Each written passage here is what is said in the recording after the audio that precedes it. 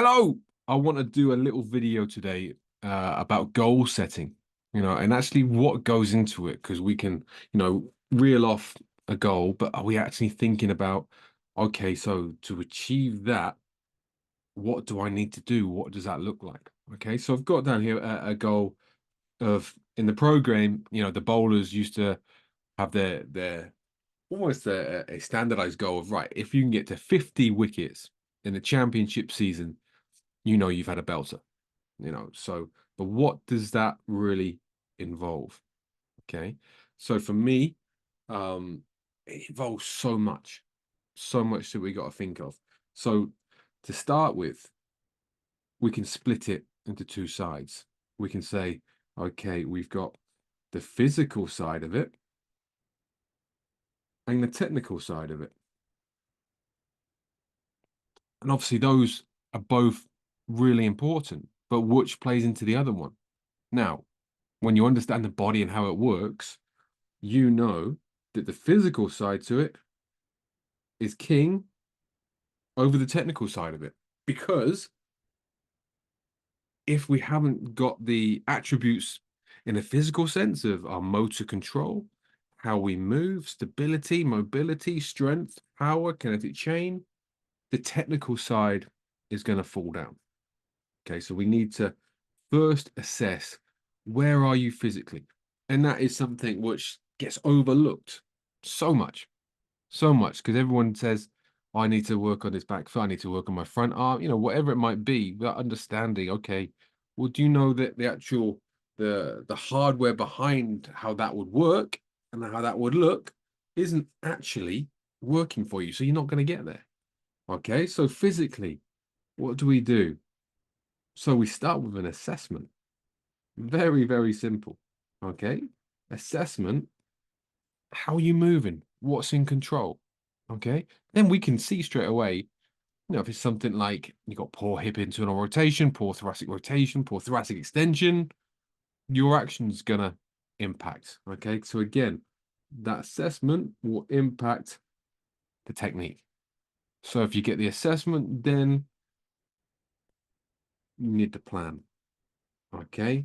Plan, and I would say, so what's the low hanging fruit?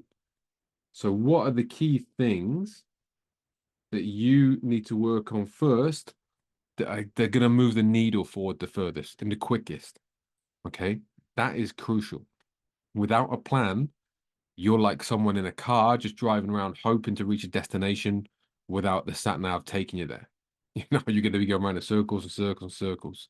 So make sure this first side is there and you got the plan. Now, once those sorts of things are happening, then we can take that into some specifics.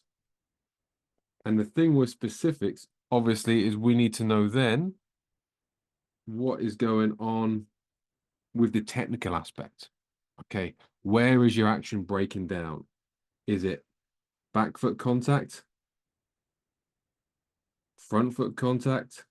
Is it on ball release? Now, is it in on the impulse drive? Is it in your run up?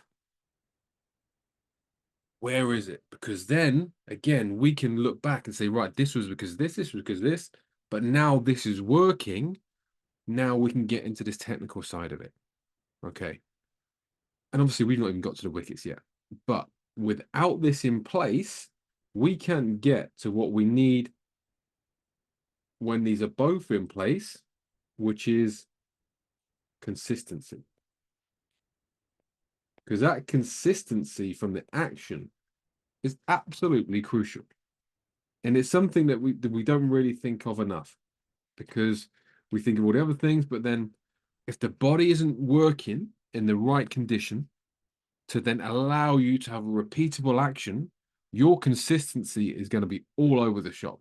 So you might be trying to bowl the same ball 3, 4, 5 times in a row with a different action because you haven't got the consistency in the physical side of things to carry over to your action. But once you get that consistency, then you're on the right path.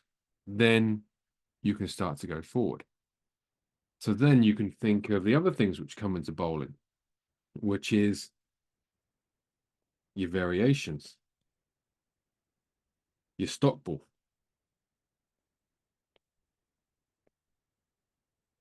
and your understanding of your bowling plan. Now, really interesting when we've been doing some of our bowling mentor sessions lately in talking about field placings and how you're trying to outthink the opposition of the understanding of that actual bowling plan. You know, what are you doing? What are you trying to do with each ball? Where's your field? Have you got the right people in the right positions for your field? Have you got a understanding with the captain of what you need? Or are you letting the captain dictate? You know, with this stock ball,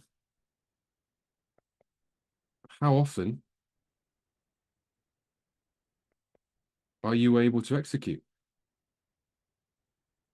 Very simple. But out of 6 balls, are you able to put 3, 4, 5 on the spot that you want? And variations, what and why? Now, if we haven't got your stock ball sorted, don't jump into the variations. Okay, your stock ball is your meat and drink. That's where you can always go back to. Okay. But variations, what do you need? If you've got a bouncer, if you've got a Yorker, if you've got a slower ball, these sorts of things, they will all play into it. Okay. So now we're into, right, 50 wickets. How many games? So let's say it's in 30 games. So, one, we need to be clear of injury. Obviously, you're not going to get all your wickets if you're missing half a season through being injured. So that circles back round to your physical side, taking care of that first. But not just to start with, all the way through. Okay. Once you're there, are you bowling well?